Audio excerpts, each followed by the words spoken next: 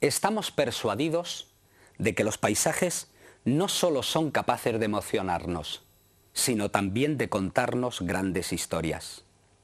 Valles, ríos y montañas donde se vivieron grandes gestas emanan el aroma atrayente de la aventura con mayúsculas. Más allá de su grandiosidad, son lugares que la pasión humana por conocer, por explorar, ha convertido en espacios míticos. Les queremos invitar a que nos acompañen en lo que fue uno de los viajes más decisivos para nuestra cultura. Ocurrió hace más de 2000 años, pero aún hoy se pueden escuchar los ecos de aquella epopeya protagonizada por un hombre excepcional en todos los sentidos, Alejandro Magno.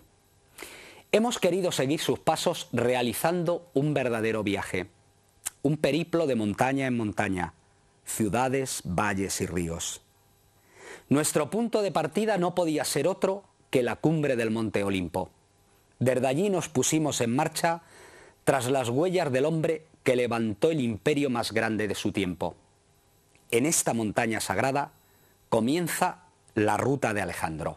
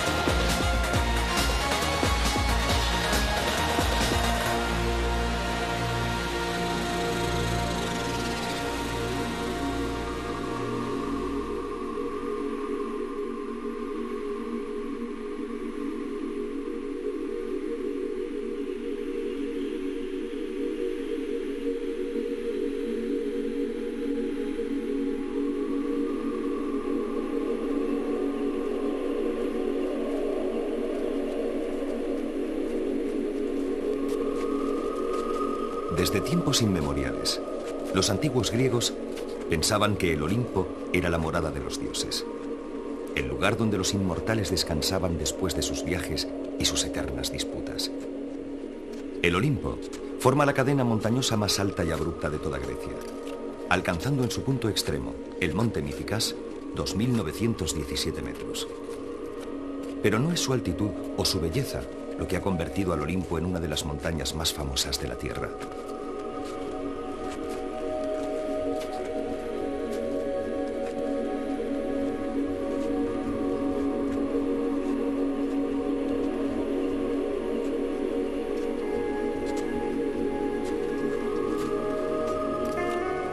En pocos lugares del planeta puede sentirse de una manera tan clara el peso de la cultura, las sombras de la historia y la mitología que han formado la espina dorsal de la civilización occidental. En el mundo griego, hombres y dioses estaban mezclados, unas veces amigos y otras enemigos, y algunos grandes héroes poseían ascendencia divina. Se suponía que Zeus, Hera y los otros dioses contemplaban las guerras y las pasiones humanas desde aquí, en el mismo mirador privilegiado desde el que Félix Iñurrategui, José Carlos Tamayo,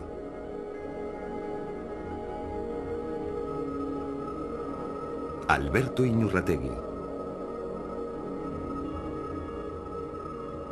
y John Lazcano han dado inicio a nuestra aventura. Un largo viaje que les llevará desde Grecia al corazón de Asia, siguiendo las huellas de Alejandro.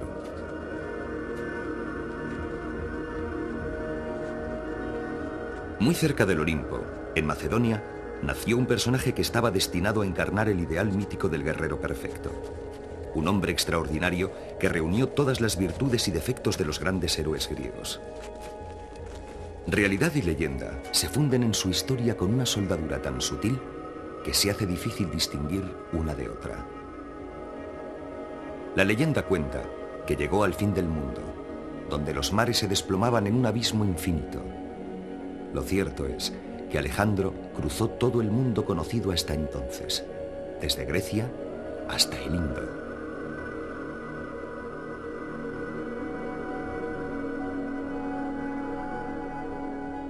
La leyenda cuenta que era hijo de Zeus, el señor del Olimpo. Lo cierto es que en menos de 10 años, Alejandro sometió Grecia, entró en Egipto, conquistó Persia, cruzó media Asia y solo se detuvo cuando sus ejércitos, exhaustos, le obligaron a volver.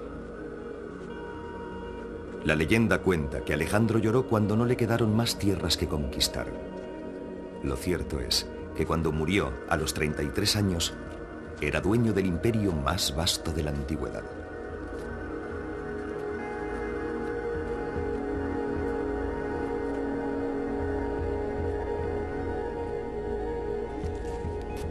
Al igual que una gran montaña, Alejandro despertaba a la par admiración y terror.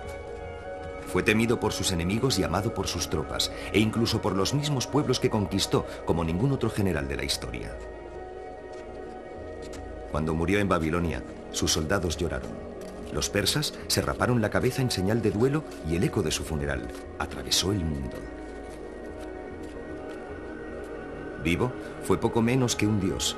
Muerto, su historia se transformó en mito y sus huellas continúan visibles sobre los lugares que pisó.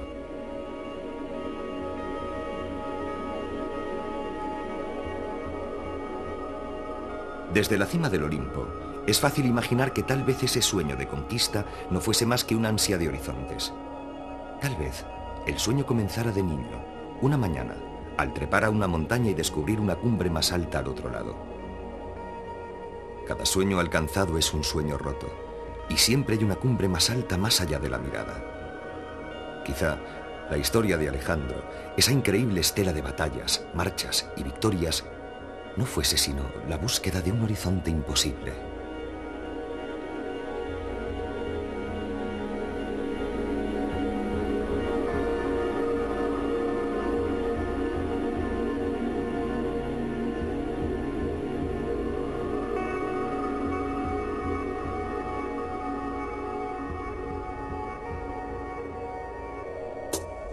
Alejandro nace en el año 356 a.C., en un tiempo convulso en que Grecia sigue desangrándose en inútiles guerras internas. Las principales ciudades-estado griegas, Atenas, Esparta y Tebas, empiezan a vislumbrar en Macedonia, un pequeño reino del norte tradicionalmente considerado bárbaro, una verdadera amenaza. Esta amenaza se materializó en el padre de Alejandro, un gran estratega que derrotó a los tebanos y atenienses en Queronea y de quien Alejandro heredó el genio militar, Filipo de Macedonia. De su madre, Olimpia, heredó la belleza física y la creencia de que era hijo de Zeus. Filipo le asignó varios tutores, entre ellos Aristóteles, a quien Alejandro no olvidó nunca, ni siquiera cuando en sus campañas guerreras por Asia encontraba una flor extraña o un animal desconocido y ordenaba que se lo enviaran a su antiguo maestro.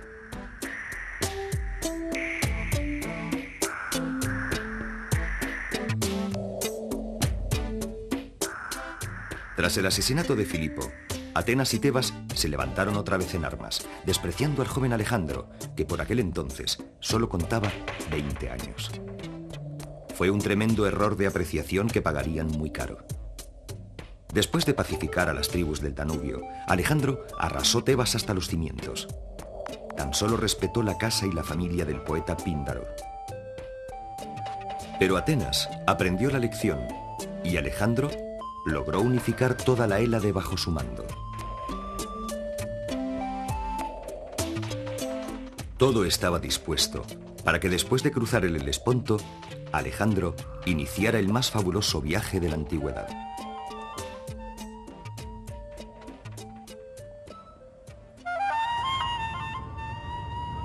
Salvo las escasas carreteras que lo cruzan, muy poco ha cambiado el desierto persa desde que los macedonios lo atravesaran hace más de 2000 años. Parece increíble que en unos pocos años esta infatigable hueste lograra apropiarse de un territorio tan vasto que incluía prácticamente todas las antiguas civilizaciones de Asia Menor. Egipto, Capadocia, Mesopotamia y Babilonia. En estas mismas llanuras todavía puede escucharse el eco de las batallas donde Alejandro desbarató a los ejércitos persas, muy superiores en número al suyo. Gránico, Isos, Tiro, Gaugamela fueron los hitos principales donde Alejandro acabó con el poder de Darío III.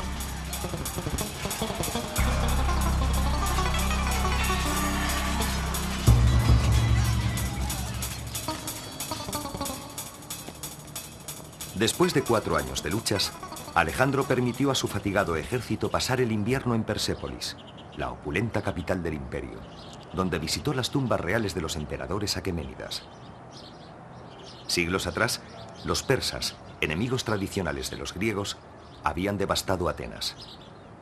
Ahora Alejandro, el hegemón de los griegos, les devolvía la visita en el mismo corazón de Asia.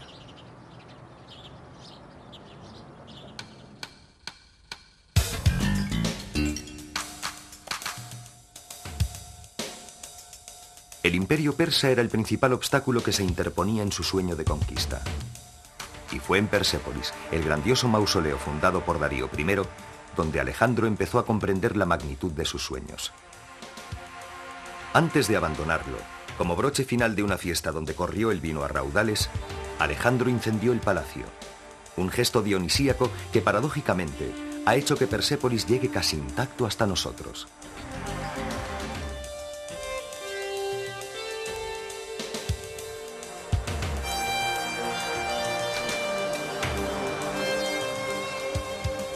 El desierto, los reptiles y los leones preservaron este tesoro arqueológico donde pueden contemplarse todavía las ruinas del antiguo culto a Zoroastro y los frisos dedicados a la antigua Guardia Real persa, los Inmortales.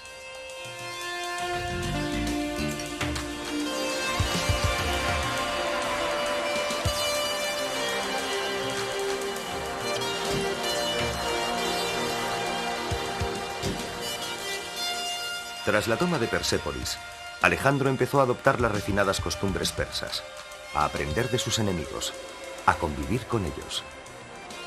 Estaba sentando las bases de un imperio en que griegos y persas pudieran vivir en paz, unidos bajo su mando.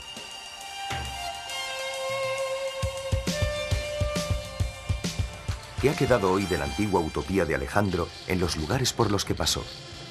¿Qué ha sido de su sueño? En 1971, en una de las ceremonias más ostentosas de la historia, el Shah de Irán celebró el 2500 aniversario del Imperio Persa. Miles de soldados vestidos con el tradicional uniforme de los Inmortales desfilaron ante el trono donde Reza Pahlavi intentaba emular los fastos de Ciro, Darío y Jerjes. Se llamaba a sí mismo Rey de Reyes, pero no era más que un tirano que derrochaba riqueza a espuertas, mientras su pueblo seguía sumido en la pobreza. Por eso, en las calles, empezaba a crecer el rumor del descontento.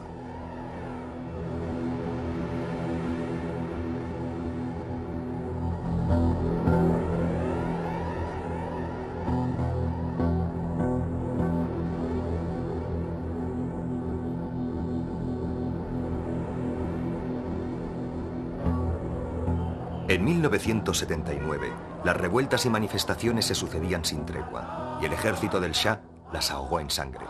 Pero nadie puede callar a un pueblo iracundo. Los gritos y pancartas exaltaban a un anciano exiliado en París. Un anciano al que la prensa oficial menospreciaba y que representaba la esperanza para la gran mayoría de los iraníes. El ayatolá Jomeini.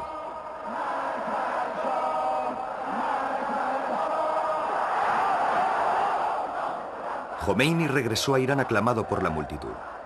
El Shah comprendió que no había otra salida que abandonar el país.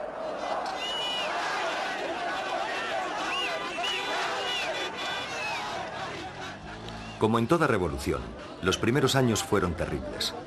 Se puso en marcha una represión brutal y se instaló la censura religiosa. A la dictadura ciega del Shah siguió la ciega opresión de Jomeini. En la recién nacida República Islámica, el poder político estaba subordinado al religioso. Se impuso el chador para las mujeres, mientras que los mulás imponían su estricta dictadura.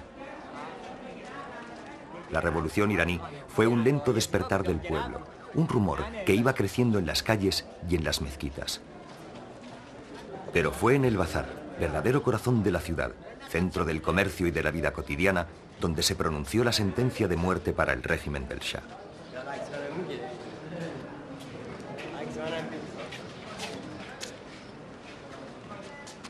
Hoy, 20 años después, somos testigos de una segunda revolución, mucho más tranquila.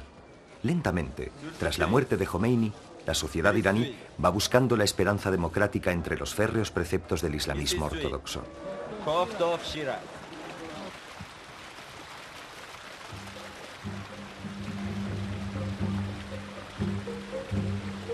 El pueblo iraní siempre ha mostrado un fuerte espíritu de independencia. Cuando fueron conquistados por los árabes en el siglo VII, no adoptaron la religión oficial sunita, sino la rama chiita. Los chiitas se consideran descendientes directos del yerno del profeta y siempre han sido perseguidos a causa de su pureza intransigente.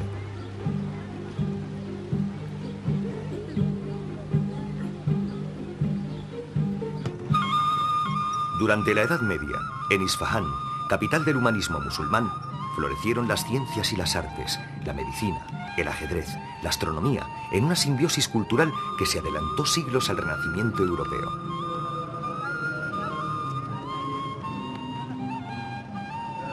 Aunque es la herencia islámica la que ha marcado más profundamente el carácter del país, su arte y su cultura, Irán es una encrucijada de caminos por donde han pasado docenas de pueblos, religiones y culturas. Pasear por sus calles es dejarse seducir por viejos esplendores.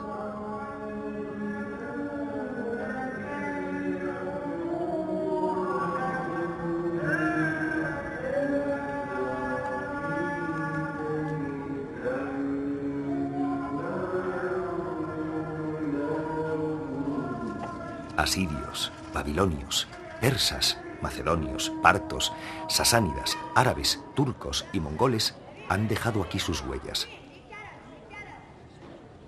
Hay ecos de los califas en el esplendor de las mezquitas de Isfahán, empedradas con joyas que parecen salidas de las 1001 noches.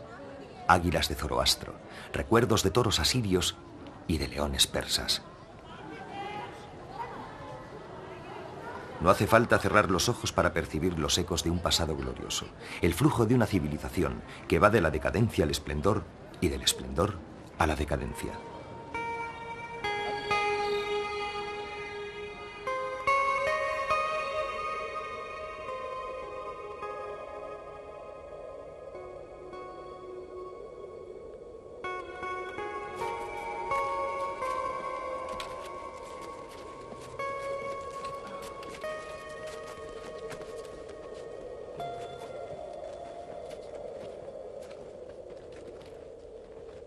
Al pensar en Irán, la mayoría de la gente imagina un árido desierto, interminables llanuras salpicadas de arbustos y de viejas ruinas.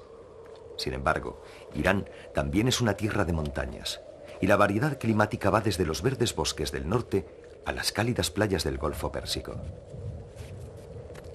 3 grandes cordilleras vertebran el país de norte a sur, mientras otras 2 lo hacen de este a oeste.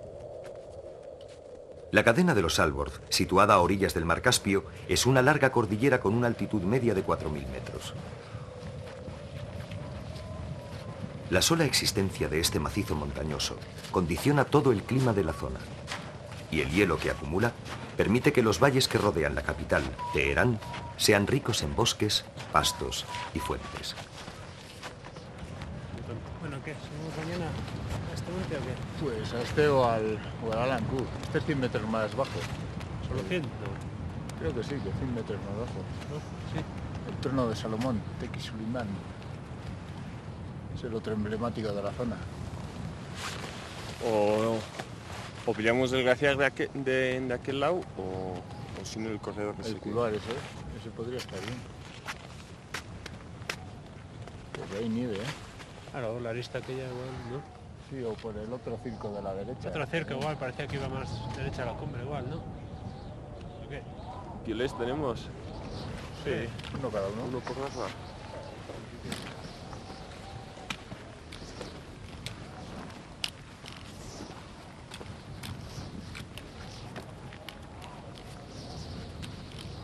Con 4.850 metros, una altura similar a la del Mont Blanc, el Alam Q es la montaña más alta de los Alborz. A su lado se yergue el Taki Soleiman, o trono de Salomón, del que solo le separan un centenar de metros. Relativamente cerca de Teherán, los Alborz fueron explorados en su día por equipos británicos, franceses, alemanes y españoles. Pero desde la caída del Shah, estas montañas están bastante olvidadas por los alpinistas occidentales.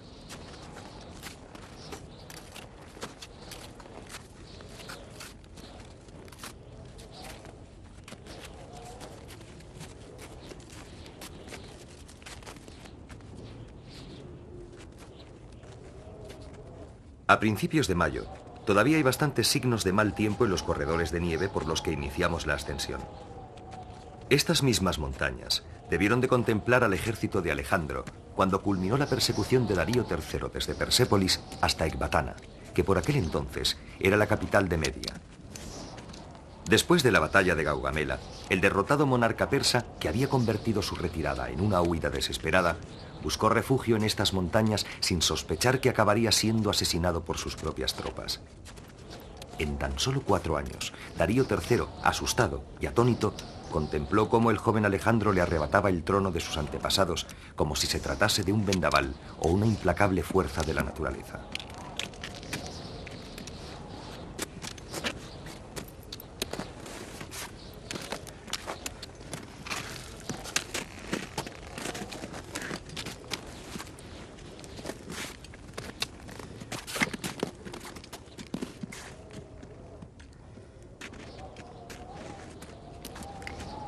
Desde la cumbre del Alam Q, observando los valles que yacen a nuestros pies, la grandiosa y fulgurante campaña militar de Alejandro parece imposible.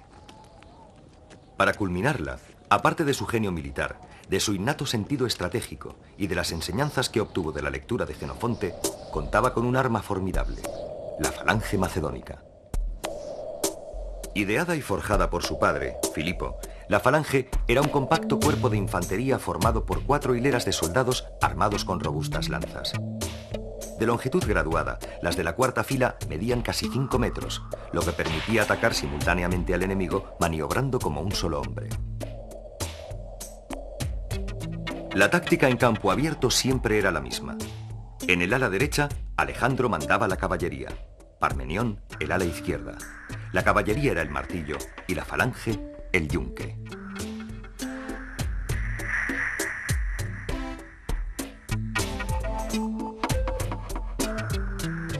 Con 5.671 metros, el Damavand, la montaña más alta de Irán, representa en nuestro camino el último brillo de Persia.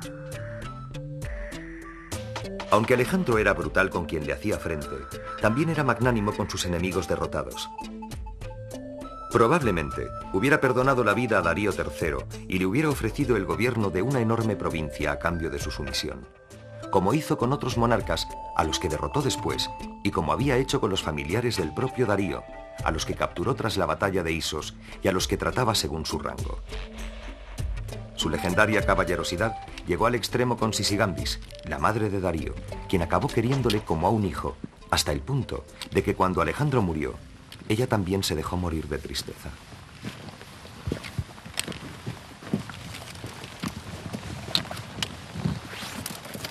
Una vez completada la conquista de Persia, el interés de Alejandro ya estaba en otra parte, siempre más allá, en otro lugar, otra cumbre.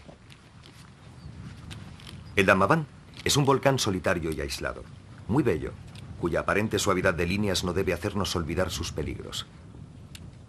Las fumarolas y escapes de gases sulfúricos que despide cerca de la cumbre tienden a asfixiar a los escaladores, y no hace muchos años que uno de los guías locales y su hijo perecieron intentando escalar la montaña, lo que demuestra que no hay montaña pequeña ni fácil. Solo desde el respeto y la humildad se debe emprender una ascensión.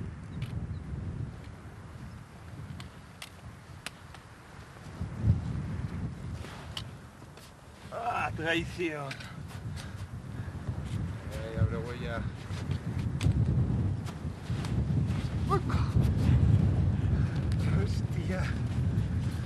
cosa,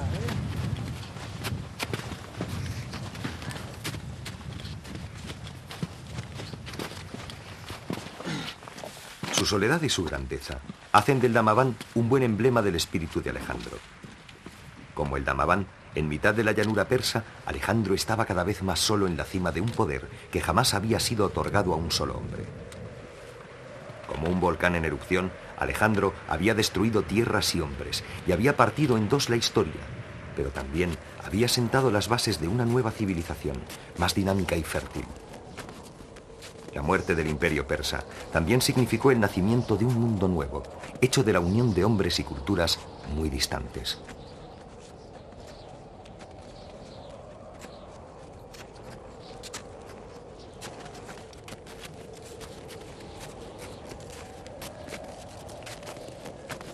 En medio de un frío casi insoportable, sentimos que la alegría por pisar la cima del Damavand está a punto de desvanecerse y que en lo más alto de una montaña es donde empieza la cuesta abajo.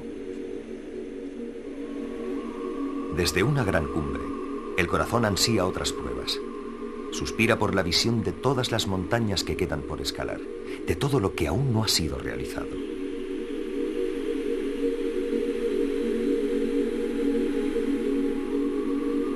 El espíritu humano nunca parece satisfecho con lo que acaba de obtener. El deseo de conquista siempre parece estar más allá de nuestras manos. La ruta de Alejandro no termina aquí. Cuando tuvo Persia a sus pies, Alejandro no se detuvo. Siguió su camino hacia Oriente, hacia otros reinos, hacia otras conquistas. Siempre en pos del último horizonte.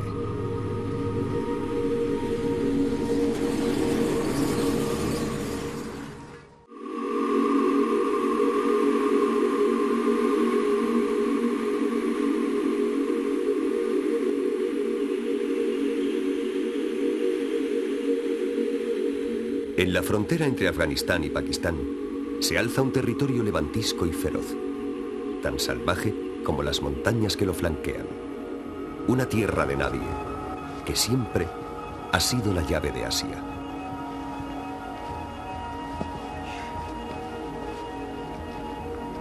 Tras haber contemplado la morada de los dioses griegos desde la cima del Olimpo, hemos tenido que cruzar Irán y Pakistán buscando una joya de roca que se encuentra en el corazón más vertical del Karakorum. Durante miles de kilómetros hemos seguido las huellas del mítico Alejandro por los confines de Asia Central y se nos han hecho visibles en todas partes, en estatuas o en el nombre de la última ciudad desde la que nos hemos puesto en marcha, Escardú de Iskander.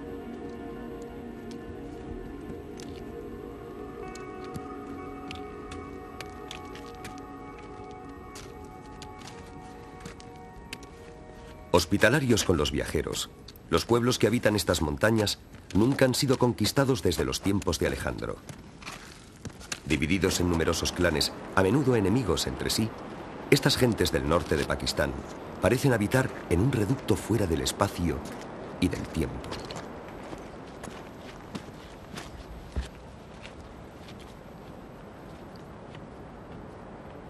Tras la conquista de Persia, Alejandro dirigió su mirada hacia la India, para los griegos, la orilla más lejana de la tierra. En el 329 a.C., cruzó con sus ejércitos las cumbres heladas del Hindu Kush, una hazaña que en los anales militares se considera superior incluso al paso de los Alpes por Aníbal. Fue uno de los momentos más peligrosos de la expedición. Sin combustible ni provisiones, tuvieron que comerse crudas las mulas muertas. El reflejo de la nieve dejó ciegos a muchos soldados y a casi 4.000 metros de altitud, la mayoría debió de padecer mal de altura. La curiosidad de Alejandro siempre le mantuvo en marcha. Sin duda era un conquistador ansioso de fama y gloria, la más honrosa de las aspiraciones según los filósofos de su tiempo, pero también un explorador deseoso de descubrir nuevas tierras. Eso le llevó a internarse en valles y lugares hasta entonces desconocidos. Por eso, la memoria de Alejandro y la cultura helénica pervivieron muchos siglos después de que su imperio desapareciera. como en estas zonas perdidas de Pakistán, donde siguiendo las huellas del guerrero macedonio, hemos visitado una de las tribus más aisladas y peculiares del planeta.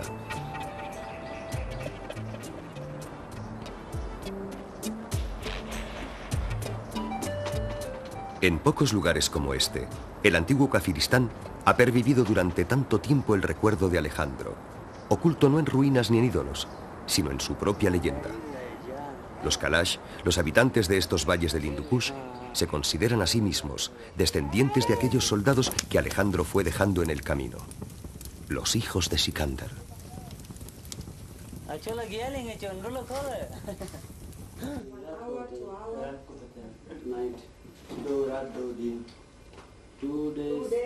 Ni siquiera el Islam ha logrado penetrar en estos valles donde persisten los ritos de un culto antiquísimo. Una mezcla de animismo, adoración del fuego y culto a los muertos, en el que la cabra es el animal totémico. Reacios a cualquier influencia externa, durante siglos los Kalash han llevado una existencia aislada, al margen del mundo. En realidad, su origen es un verdadero misterio. Lo cierto es que los cabellos rubios y los ojos claros que tanto abundan entre ellos parecen dar razón a la leyenda que los considera hijos de Alejandro.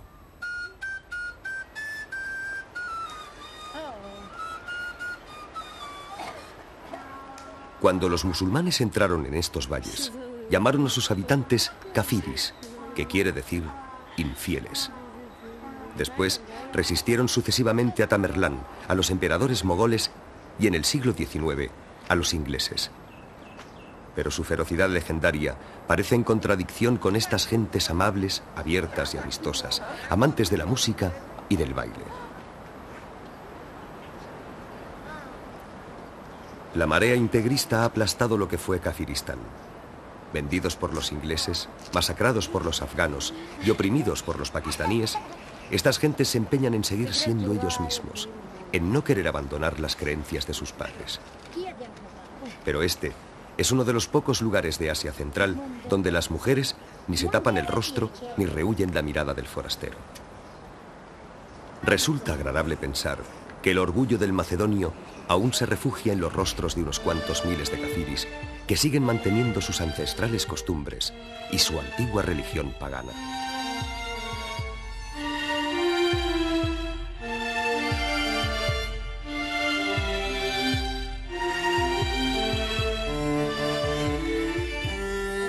Parece que nada ha cambiado en el silencio de estas montañas desde los tiempos remotos en que Alejandro entró con sus soldados. Fue aquí donde dio muestras una vez más de su espíritu generoso y abierto, cuando tras derrotar a Oxiartes, un jefe local, pidió la mano de su hija en vez de tomarla por la fuerza. Se llamaba Rosana, y según la leyenda, era una verdadera belleza. Tenía que serlo, si impresionó tanto a Alejandro como para casarse con la hija de un cacique montañés, en vez de hacerlo con la hija de Darío, el emperador persa.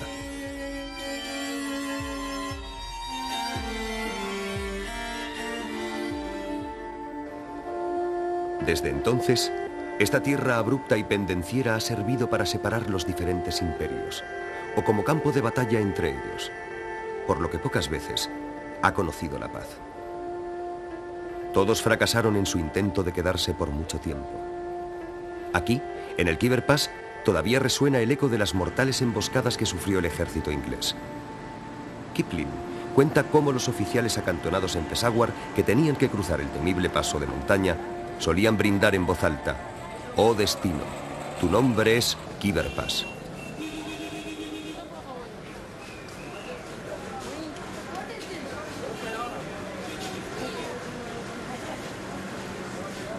Peshawar quiere decir el lugar de la frontera, y desde la antigüedad es conocida como una ciudad de paso, un lugar lleno de espías, de militares y de traficantes de armas. En el siglo XIX fue tomada primero por los sikhs, que redujeron buena parte a cenizas, y luego por los británicos, que la utilizaron como centro administrativo en un intento de proteger su dominio sobre la India y de atajar la influencia rusa en la región.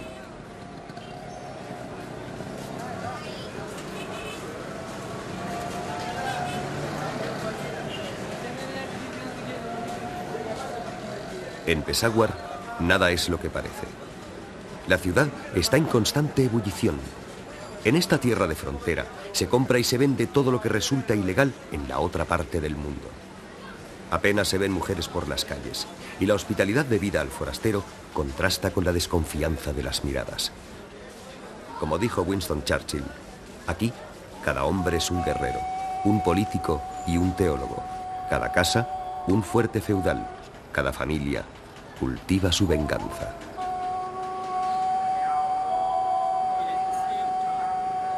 Parece que el progreso solo ha servido para adquirir armas y que la religión apenas ha calado en el corazón salvaje de esta tierra, donde ya no se recuerda que Islam quiere decir paz.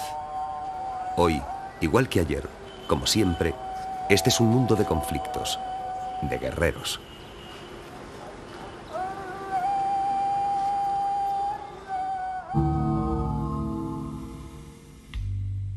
Los baluartes helados del Karakorum y el Hindu Kush han contribuido decisivamente al aislamiento de esta región apartada del mundo y explican por qué británicos y rusos pagaron tan caro su intento de dominar la región.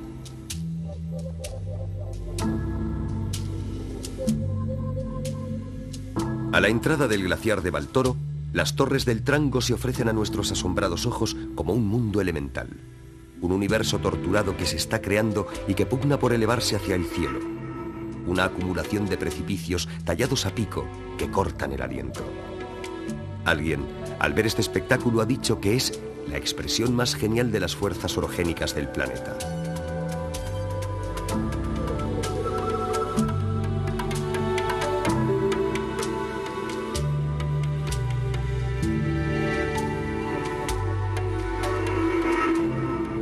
Hemos recorrido buena parte de Pakistán hasta llegar al lugar que veníamos buscando. Una increíble fantasía arquitectónica de pináculos y glaciares entre los que se alza, esbelta y soberana entre todos, la torre sin nombre. Probablemente la aguja de roca más bella de la Tierra.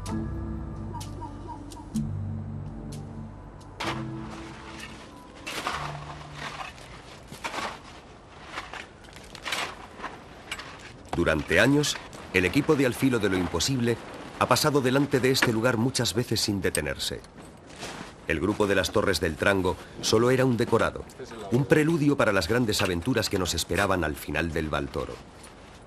Íbamos en busca de cumbres más altas, como el K2, el Broad Peak o los Gasherbrum, dejando atrás estas paredes desafiantes. Después de tanta espera, estamos impacientes por tomar contacto con esta montaña que representa, como muy pocas otras, el alpinismo en su sentido más puro. Ahora, por fin, estamos aquí, con el corazón y la cabeza alborotados y el Karakorum a nuestro alrededor.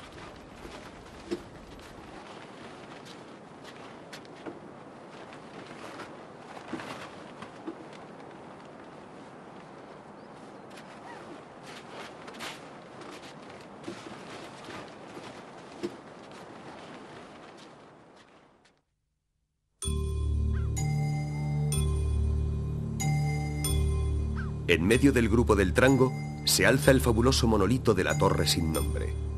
Es el prototipo de montaña inaccesible, un verdadero colmillo de piedra que no ofrece un solo flanco débil.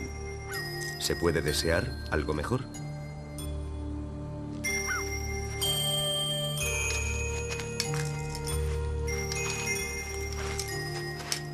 Desde que decidimos iniciar este viaje, siguiendo las huellas de Alejandro, convertimos nuestra vida en un periplo, de montaña en montaña. Ahora parecen resonar en nuestra cabeza las palabras del historiador Quinto Curcio Rufo. Había llegado a un camino cubierto de nieves perpetuas que el frío intenso había convertido en duro hielo. La aspereza del lugar y aquellas zonas desérticas inaccesibles aterrorizaban a los soldados ya agotados, que pensaban estaban viendo los confines de la tierra.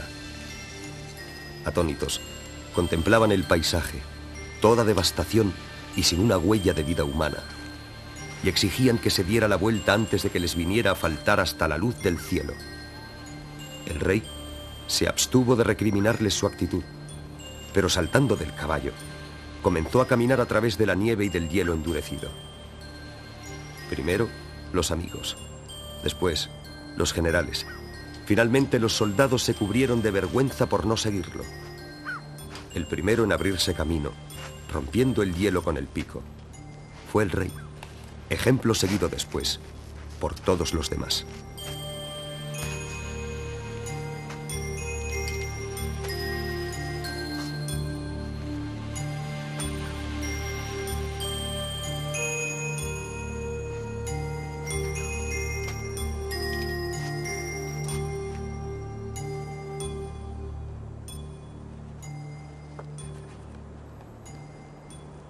Hemos escogido los 1200 metros de desnivel de la ruta eslovena porque tal vez sea el camino más fácil para llegar arriba.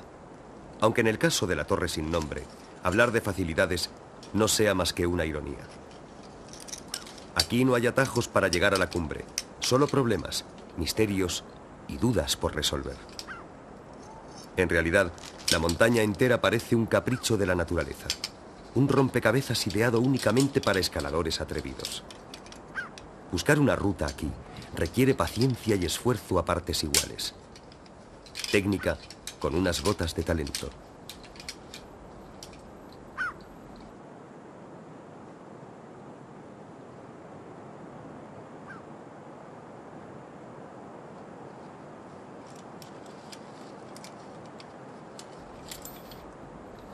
Como es habitual, deberemos acostumbrarnos a convivir con el tiempo detestable de estas montañas. Pero además, a los problemas de la escalada en grandes paredes hay que sumar las limitaciones derivadas de la altitud extrema. Arrastrar el petate con todo el material por la pared te deja exhausto. Y es que mientras que en la Patagonia el Cerro Torre o el Fitzroy apenas se elevan sobre los 3000 metros, la cumbre de la torre sin nombre alcanza los 6257.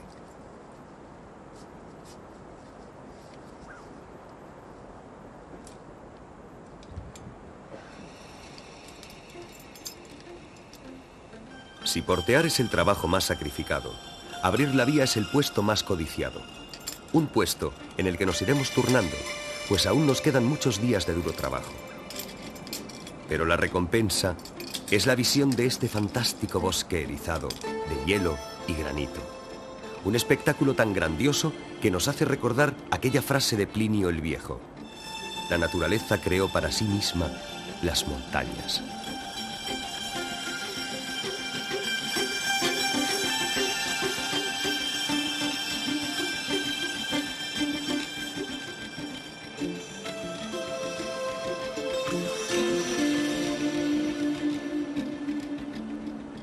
Al lado de estos gigantes del Baltoro, nuestras pequeñas posesiones parecen de juguete. Nos debemos adaptar al ritmo que nos impone la montaña. Durante 5 días nos replegamos al campo base, porque el mal tiempo nos hace la vida imposible en la pared. Ahora es el momento de reponer fuerzas y reencontrar a nuestros viejos amigos baltíes, que nos acompañan desde hace muchas expediciones. Son esos momentos en los que, además de reparar las heridas del cuerpo, se mide, como dijo Schrader, la belleza de la vida, la búsqueda de lo verdadero, la amistad de almas selectas. Su recibimiento nos hace sentir el calor de la gente que te quiere. Es casi como volver a casa. Abel.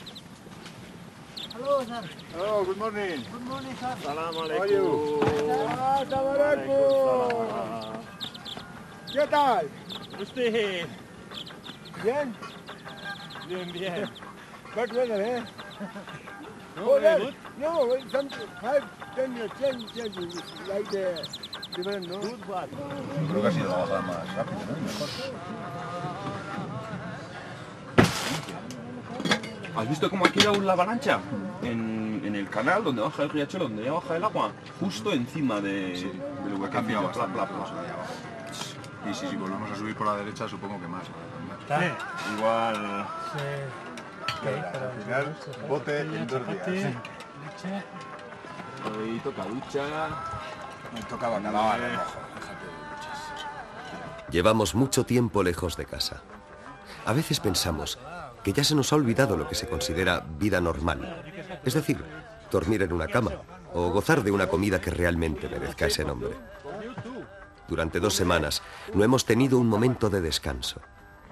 Ya hemos equipado los 15 primeros largos de la pared, pero aún nos quedan más de 800 metros de escalada por encima.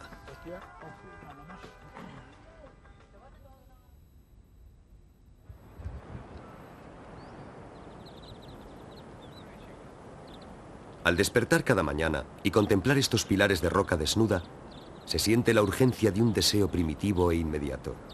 El ansia inmemorial de correr hacia una cumbre, de volver a sumergirte en un mundo primigenio forjado por cristales de roca y hielo. Probablemente, este deseo que nos empuja hacia arriba tenga que ver con la curiosidad que llevó al joven Alejandro hasta el último confín conocido de la Tierra.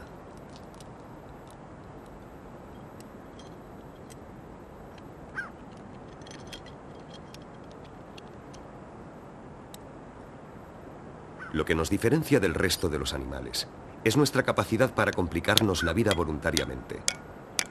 Por eso estamos aquí, decididos a alcanzar la cumbre.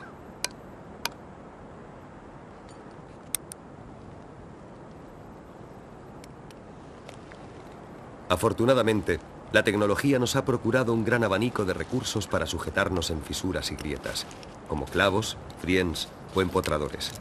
Todo ello hace que este trabajo requiera una enorme dosis de paciencia. La progresión es lenta y fatigosa. A veces, ganar unos cuantos metros puede costar horas de trabajo.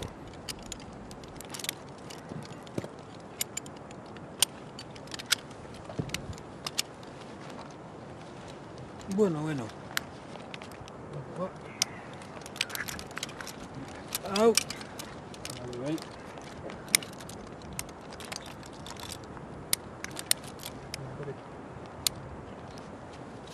Vale.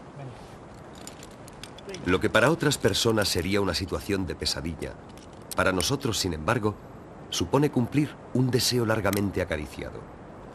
4 amigos colgados a más de 1000 metros del suelo, luchando con muros verticales, fisuras ciegas, agarres diminutos y pequeños anclajes.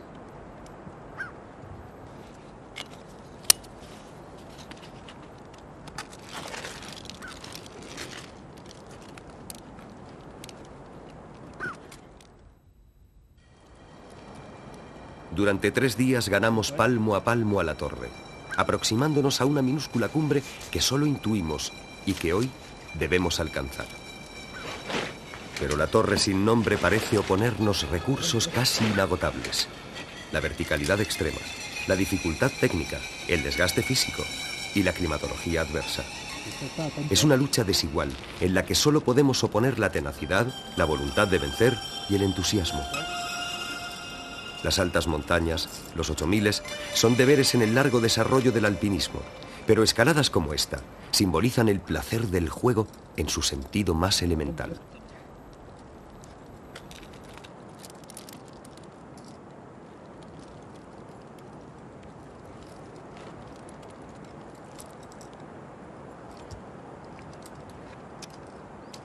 Cascarilla tiene la roca, ¿eh? Para nosotros, el silencio elocuente de estas paredes guarda la memoria de otros escaladores que nos precedieron en su camino hacia la cumbre. Cada vía es una firma, una rúbrica reconocible donde la imaginación y el esfuerzo han trazado líneas invisibles sobre la piedra, pero también un diálogo con la montaña.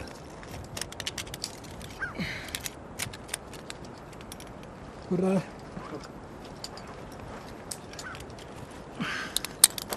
Como Eric Shipton, que cruzó bajo las torres en 1936, o como Bonatti, en la expedición al K2 de 1954, nosotros también nos habíamos quedado hechizados ante la belleza salvaje de esta montaña desde que en 1981 Manolo Martínez, uno de los mayores impulsores del alpinismo moderno en España, señalara esta ruta con el dedo.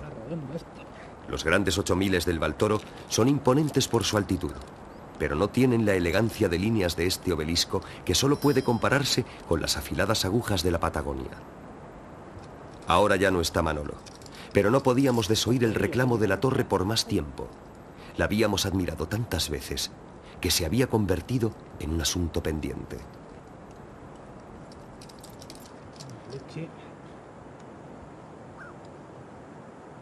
Voy a bajar, Alberto.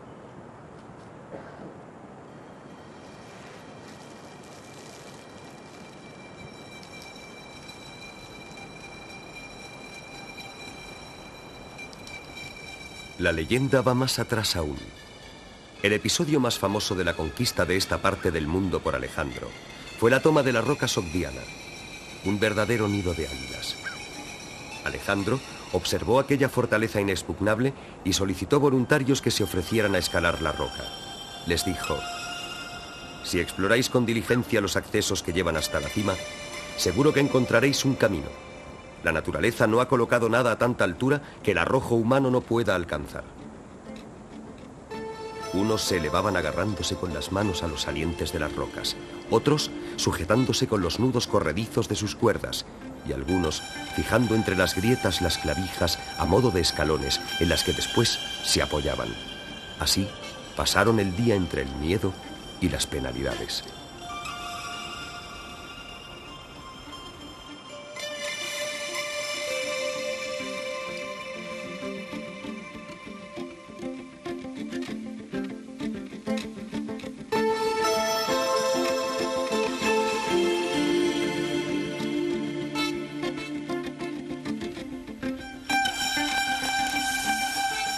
Tras 4 días seguidos colgados en la pared, hemos alcanzado la cima. A nuestro alrededor, el vacío, la soledad y la libertad más absolutos. Nuestra victoria en la torre sin nombre conmemora aquella escalada prodigiosa en la roca sogdiana. Pero Alejandro tampoco se detuvo allí. Su sueño de conquista le llevaría mucho más lejos. También para nosotros, al otro lado de la torre sin nombre, hay más montañas, más sueños, más cumbres perfilándose en el horizonte.